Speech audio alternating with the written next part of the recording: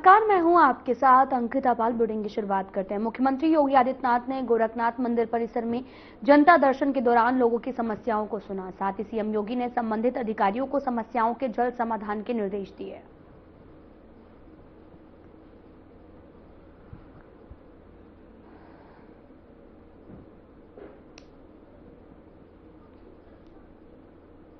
तो तस्वीरें आपको दिखा रहे हैं जो कि गोरखपुर से हैं, जहां सीएम योगी ने लोगों की समस्याओं को सुना है।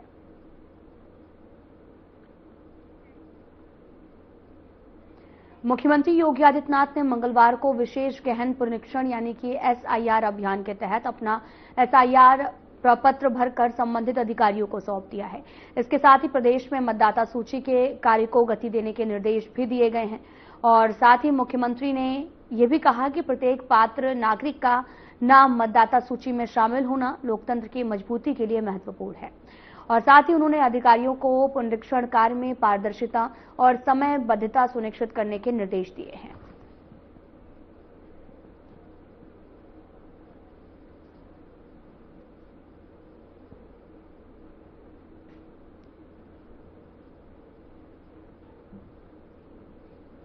केंद्रीय मंत्री पीयूष गोयल ने सीएम योगी की जमकर तारीफ की है। यूपी की लगातार बढ़ते इंफ्रास्ट्रक्चर को लेकर की सीएम योगी की तारीफ और केंद्रीय मंत्री पीयूष गोयल ने कहा कि सीएम योगी आदित्यनाथ के नेतृत्व में उत्तर प्रदेश ने कानून व्यवस्था, बुनियादी ढांचे, रोजगार और औद्योगिक विकास और गरीबी उन्मूलन के स्तर पर अभूतपूर्व तरक्की की है। साथ ही उन्होंने यह भी कहा कि मोदी सरकार के सपने को आगे बढ़ाते हुए यूपी ने अब देश का विकास इंजन बनना शुरू किया है और जिससे प्रदेश के बच्चों और परिवारों के लिए सुरक्षित और बेहतर भविष्य तैयार हो रहा है। Brought in law and order of the highest level. Infrastructure is world.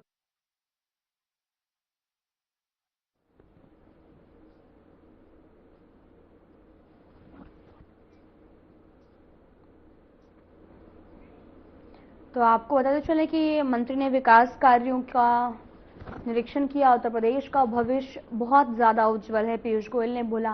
मंत्री ने विकास कार्यों को काफी ज्यादा सराहनीय बताया है। तो तस्वीरें आपको बताते चलें कि उत्तर प्रदेश के भविष्य को उज्जवल बताते हुए नजर आए और उन्होंने कहा कि सीएम योगी की काफी ज्यादा प्रशंसा की है। उन्होंने कहा कि सीएम योगी लगातार काम कर रहे हैं और यूपी इस दौरान लगातार विकसित होता जा रहा है। और मंत्री ने विकास कार्यों को काफी ज्यादा सराहनीय बताया। जो भी विकास कार्य चल रहे हैं उनको काफी ज्यादा सराहनीय बताया है। Brought in law and order. Chief Minister Yogi Adityanath, under the guidance of Prime Minister Modi, has completely transformed Uttar Pradesh. He's made it a place to do business in. He's brought in law and order of the highest level. Infrastructure is world class. The people there are charged. They want to make a better future for their children, for their families, and the state has a very. प्रधानमंत्री नरेंद्र मोदी को घाना के राष्ट्रीय सम्मान the officer of the order of the star of घाना से सम्मानित किया। ये सम्मान स्वीकार करने के दौरान पीएम मोदी ने क्या कुछ कहा, आपको सुनवाते हैं। घाना के राष्ट्रीय award the officer of the order of the star of घाना से सम्मानित किया जाना मेरे लिए अत्यंत गर्व और सम्मान की बात है। मैं राष्ट्रपति महामाजी, घाना सरकार और घाना के लोगों का हृदय से आभार प्रकट करता हूं। मैं इस सम्मान को 140 करोड़ भारतीयों की ओर से विनम्रता के साथ स्वीकार करता हूं। यह सम्मान मैं हमारे युवाओं की आकांक्षाओं को, उनके उज्जवल भविष्य को, हमारी समृद्ध सांस्कृतिक विविधता और परंपराओं को और भारत घाना के ऐतिहासिक संबंधों को समर्पित करता हूं। गोरखपुर में क्षेत्रीय विधि विज्ञान प्रयोगशाला के नवीन उच्चीकृत भवन G6 का निर्माण किया गया है और इस कार्यक्रम में मुख्यमंत्री योगी आदित्यनाथ शामिल हुए, जहां उन्होंने कार्यक्रम को संबोधित करते हुए कहा, उत्तर प्रदेश में 75 जिले और हमने साक्ष्य जुटाने के लिए प्रत्येक जिले में 2 वैन उपलब्ध कराई हैं। अब कोई भी अपराधी सिर्फ इसलिए नहीं बच पाएगा क्योंकि उसके पास कोई साक्ष्य नहीं है। और साथ ही उन्होंने ये भी कहा कि पहले पीड़ित वर्षों का कष्ट झेलता था और आरोपी अपर्याप्त सबूतों के कारण खुली छूट का आनंद लेता था, लेकिन अब ऐसा कुछ नहीं है। अपराध के कुछ ही घंटों के भीतर पुख्ता सबूत उपलब्ध हो जाएंगे। आज यह पूर्वी उत्तर प्रदेश के लोगों को विधि विज्ञान प्रयोगशाला की एक नई सौगात प्राप्त हो रही है। इसकी उपयोगिता क्या है, यह आपने अभी हमारे पूर्व वक्ताओं के मुंह से सुना भी है। मुख्य रूप से 2023 में जब प्रधानमंत्री मोदी जी के मार्गदर्शन और नेतृत्व में भारत सरकार ने देश में 3 नए कानून लागू किए, जिनकी अवधारणा प्रत्येक पीड़ित व्यक्ति को समय से न्याय देने की रही है। यानी जो ब्रिटिश कालखंड की अवधारणा थी दंड पर आधारित, इससे अलग हट करके हर व्यक्ति को न्याय मिले और समय पे न्याय मिले, इस दृष्टि से भारतीय न्याय संहिता 2023, भारतीय सुरक्षा संहिता 2023 और भारतीय साक्ष्य संहिता 2023, ये 3 नए कानून को गत वर्ष जुलाई में लागू किया गया। लागू होने के बाद यह अनिवार्य हो गया है कि उन सभी अपराधों में फॉरेंसिक साक्ष्य जुटाए जाएं जिसमें 7 वर्ष से ऊपर की सजा है। और इसके लिए हम लोगों ने पहले से ही तैयारी की थी। अक्सर होता था कि अपराधी अपराध करता था और अपराधी के अपराध के बाद चूंकि साक्ष्य अगर इकट्ठे होते भी थे तो उस अपराधी को सजा इसलिए नहीं दे पाते थे क्योंकि अच्छी लैब्स नहीं थी। लैब्स के अभाव में अपराधी बच जाता था। हम लोग जब 2017 में आए थे, देश की सबसे बड़ी आबादी के राज्य में 4 लैब मात्र थे। हमने उसी समय इस बारे में निर्देश जारी किए कि कम से कम रेंज स्तर पर यानी कमिश्नरी स्तर पर हमारे पास एक FSL लैब होनी चाहिए।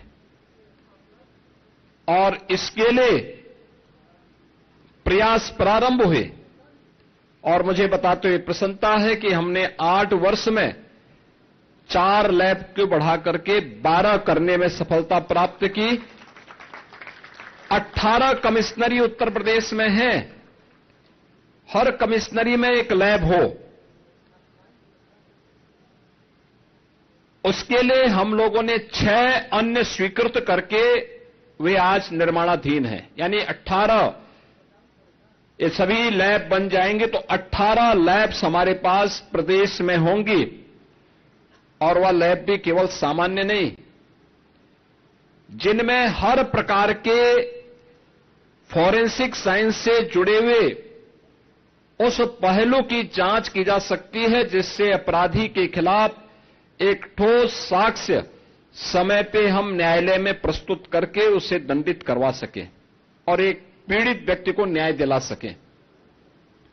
इस अवधारणा पर आधारित यह व्यवस्था प्रदेश में लागू की गई और इसके लिए हर एक जनपद में व्यवस्था की गई कि वहां पे मोबाइल फॉरेंसिक लैब भी दिए जाएं। 75 जनपद हैं प्रदेश में। हर जनपद में हमने 2-2 वैन इस रूप में उपलब्ध करवाए हैं जो साक्ष्य कलेक्ट कर सकें। अब ऐसा नहीं कि कोई व्यक्ति अपराध करेगा, पीड़ित भटक रहा है, वर्षों से वह तड़प रहा है, अपराधी मौज मस्ती कर रहा है क्योंकि उसके खिलाफ साक्ष्य नहीं है और इसलिए वह बच निकलता है।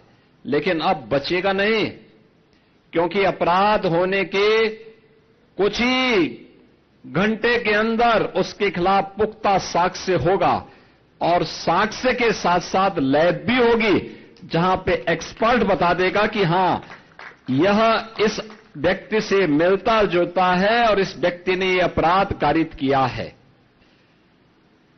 वह कोई भी इस प्रकार का अपराध हो, कहीं दुष्कर्म के मामले आते हैं, कहीं पे आतंकी घटनाएं घटित होती हैं, कहीं पे कोई फायर करके अपने लाइसेंसी असले से फायर करके किसी की हत्या करने का प्रयास करता है। बैलिस्टिक जांच करने में बहुत समय लगता था, अब ऐसा नहीं हो पाएगा और डीएनए जांच की सुविधा भी अब गोरखपुर की इस लैब में उपलब्ध करवा दिया गया है। कोई भी व्यक्ति अपराध करेगा तो बच नहीं निकल सकता है और इन सबको जोड़ने के लिए उत्तर प्रदेश के युवाओं को इसके माध्यम से अधिक रोजगार प्राप्त हो सके, हम लोगों ने प्रदेश में लखनऊ में यूपी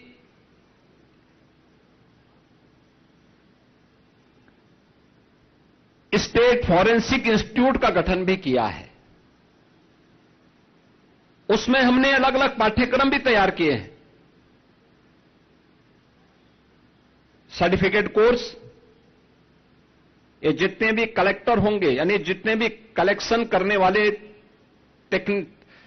तकनीशियन होंगे, उन तकनीकी कर्मचारियों के लिए सर्टिफिकेट लैब में जो लोग इसका मिलान करेंगे उसके लिए डिप्लोमाधारी और उस पर अपनी राय देने वाले उसके एक्सपर्ट डिग्रीधारी और उनके अनुभव भी इसमें काम आएंगे। यह आज का नए समय में नए हो रहे अपराधों को रोकने के लिए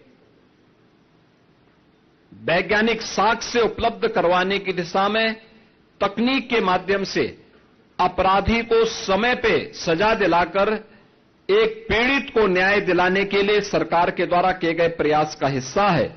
और आज गोरखपुर की इस अपग्रेड लैब को, जो ये श्रेणी की लैब है, इसमें वे सभी प्रकार की सुविधाएं यहां पर उपलब्ध होंगी जो वास्तव में एक व्यक्ति को, जो जांच को में तेजी लाने में, सटीक और पूर्ण तरह साक्ष्य आधारित जांच होगी और यह फॉरेंसिक लैब मॉडर्न पुलिस के लिए एक गेम चेंजर के रूप में काम आने वाली है। और इस दिशा से आज के इस अवसर पर मैं इस पूरे क्षेत्र के लोगों को इस बात के लिए हृदय से मैं बधाई देता हूं कि इसका लाभ होने से आज प्रदेश में वे सभी प्रकार की सुविधाएं लोगों को प्राप्त हो जाएंगी, जिसके माध्यम से हम लोग उत्तर प्रदेश के नागरिकों को समय से सुसंगत न्याय उपलब्ध करवाने के लिए वैज्ञानिक साक्ष्य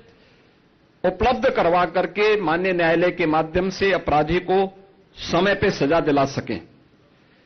उत्तर प्रदेश में state institute of forensic sciences जो लखनऊ में हम लोगों ने बनाया है, एक अत्याधुनिक इंस्टीट्यूट है और उसमें हम लोगों ने जो सुविधाएं उपलब्ध करवाई हैं उसमें एडवांस डीएनए डायग्नोस्टिक सेंटर की स्थापना की है, वर्ल्ड क्लास डीएनए लैब्स की स्थापना की है, AI drone and robotic labs वहां पर हम लोगों ने उपलब्ध करवाए हैं और जो नैनो ड्रोन से लेकर के 40 किलो वजनी ड्रोन को ले जाने की सामर्थ्य के लिए भी उस प्रकार के कार्यक्रम वहां पर हम लोगों के द्वारा संचालित किए गए हैं और इसे हम लोगों ने अभी हाल ही में पाठ्यक्रम उसका प्रारंभ कर दिया है। वहां पर तेजी के साथ ये सभी कार्य आगे बढ़ रहे हैं। प्रदेश सरकार का जो लक्ष्य है, हर मंडल में अत्याधुनिक एफएसएल लैब बने, एआई बेस्ड फॉरेंसिक एनालिसिस की व्यवस्था प्रदेश के अंदर उपलब्ध हो जाए, साइबर फॉरेंसिक को एक ग्लोबल स्टैंडर्ड तक लेके जाना, डीएनए के परीक्षण की क्षमता को भी कई गुना बढ़ाना और क्राइम साइंस मैनेजमेंट को पूरी तरह वैज्ञानिक बनाने की दिशा में सरकार के द्वारा किए जाने वाले प्रयास का यह हिस्सा है और जिसमें आज गोरखपुर की इस फॉरेंसिक लैब को आज उद्घाटन किया जा रहा है। मैं इस अवसर पर इस पूरे परिक्षेत्र के नागरिकों को हृदय से बधाई देता हूं, अपनी शुभकामनाएं देता हूं। बहनों और भाइयों, सरकार की जीरो टॉलरेंस की नीति का यह हिस्सा है और जीरो टॉलरेंस की नीति के अंतर्गत सरकार ने जो प्रदेश के अंदर 2017 से ही रूल ऑफ लॉ लागू हो, इसके लिए जो प्रयास प्रारंभ किए, इसके लिए भर्ती की प्रक्रिया को तेजी के साथ आगे बढ़ाने। आप याद करिए, पिछले 8 वर्ष में 2,19,000 केवल भर्ती उत्तर प्रदेश पुलिस में हुई है। 2,19,000 अनुमान करिए, 2,19,000 से अधिक पुलिस कार्मिकों की भर्ती उत्तर प्रदेश के अंदर। अभी हाल ही में 60,244 पुलिस कार्मिकों की भर्ती हुई। आप अनुमान करिए, ये 2,19,000, कई राज्यों के पास इतनी फोर्स नहीं और इतना हम लोगों ने 8 वर्ष में भर्ती करके उत्तर प्रदेश के युवाओं के लिए नौकरी की संभावना प्रदेश के अंदर विकसित की। मुझे याद है 2017 में जब हम लोगों को पहली बार प्रदेश में हम लोगों को जब पुलिस की भर्ती करनी थी तो ट्रेनिंग कहां हो, क्योंकि भर्ती एक औपचारिकता नहीं है, इसमें ट्रेनिंग भी आवश्यक है। कहां पे ट्रेनिंग हो, ये एक चैलेंज था। हमारे पास उस समय कुल क्षमता थी 6,000 पुलिस कार्मिकों की ट्रेनिंग की और आज मुझे बताते हुए प्रसन्नता है कि उस समय हमें जब 30,000 की पहली भर्ती हम लोगों ने निकाली थी तो ट्रेनिंग के लिए 2017 में हमें मिलिट्री के, पैरामिलिट्री के ट्रेनिंग सेंटर भी किराए पे लेने पड़े थे और अन्य राज्यों के भी ट्रेनिंग सेंटर किराए पे लेने पड़े थे। लेकिन इस समय हम लोग 60,244 पुलिस कार्मिकों की जो ट्रेनिंग दे रहे हैं, ये 60,244 पुलिस की ट्रेनिंग की क्षमता प्रदेश के अंदर विकसित किए गए ट्रेनिंग सेंटर में ये सभी पुलिस कार्मिक आज के दिन पे ट्रेनिंग ले रहे हैं। यानी ये हमारी क्षमता का विस्तार है कि जिस राज्य में 6,000 पुलिस कार्मिकों को ट्रेनिंग नहीं मिल पा रही थी, आज वहां पे 60,000, यानी हमने 8 वर्ष में इसकी क्षमता को 10 गुने से अधिक बढ़ा करके एक आधुनिक पुलिस के रूप में भी पुलिस के अंदर जो सुविधाएं उपलब्ध होनी चाहिए, केवल कार्य नहीं बल्कि उसके अनुरूप उनकी सुविधा हो। आज भी आप किसी सिटी में जाएंगे, किसी जनपद में जाएंगे, जो सबसे ऊंची बिल्डिंग होगी वह पुलिस के बैरक होंगे, पुलिस कार्मिकों की अवस्थापना सुविधा से जुड़ी हुई होंगी। उत्तर प्रदेश में बहुत दिनों से मांग होती थी एक कार्य के लिए, और वह होती थी कि कमिश्नरेट सिस्टम प्रदेश के अंदर लागू हो। यानी दशकों से मांग थी, 50 साल पुरानी ये मांग थी। 1970 में पहली बार ये मांग उठी थी, नहीं लागू हो पाई और हम लोगों ने 2020 में इस प्रक्रिया को आगे बढ़ाया। अब तक 7 जिले ऐसे हैं जहां पुलिस कमिश्नरेट सिस्टम हम लागू कर चुके हैं। ये पुलिस की मॉडर्नाइजेशन का उसका एक पार्ट है। सेफ सिटी के लिए 2016 में माननीय उच्चतम न्यायालय ने इसके बारे में देश के सभी राज्यों को आदेशित किया था, लेकिन इस पे अनिर्णय का शिकार बना हुआ था पूरी मशीनरी। हम लोगों ने आकर के आज प्रदेश के अंदर 17 म्युनिसिपल कॉर्पोरेशन को और नोएडा, ग्रेटर नोएडा को सेफ सिटी के रूप में integrated command and control centre के साथ जोड़ते हुए आज 13 लाख से अधिक सीसीटीवी कैमरे लगा करके उस पूरी की व्यवस्था को एकदम सुरक्षित बना दिया है। आज आप देखते होंगे, पहले तो अपराध होता नहीं, लेकिन अगर कहीं छिनैती या लूट की घटना घटित हो गई तो कुछ ही घंटों में अपराधी जेल के शिकंजों में होता है और लंगड़ाता हुआ चलता हुआ दिखाई देता है। यह नया प्रदेश है जो अपराध को स्वीकार नहीं करता है और अपराधियों को यह दिखाने का प्रयास भी करता है कि अगर अपराध किया तो उसकी कीमत उसे चुकानी पड़ेगी। प्रदेश के अंदर पिछली सरकारों ने पीएसी बल को पूरी तरह समाप्त करने की साजिश रची थी। हम लोगों ने उसको फिर से गठित किया। जो 34 कंपनियां समाप्त हो गई थी उसका पुनर्गठन कर दिया। प्रदेश में एसएसएफ को हम लेके आए, स्पेशल सिक्योरिटी फोर्स का गठन, एसडीआरएफ का गठन, महिला पीएसी बहानी का गठन, 3 नई महिला पीएसी बहानी का गठन किया गया है, जिसमें देश की स्वाधीनता के आंदोलन से जुड़ी हुई उन वीरांगनाओं के नाम पर ये सभी सेंटर हम लोगों ने रखे हैं। गोरखपुर में वीरांगना झलकारी बाई कोरी के नाम पर, लखनऊ में वीरांगना उदा देवी पासी के नाम पर। फिलहाल बुलेटिन में इतना ही। नमस्कार।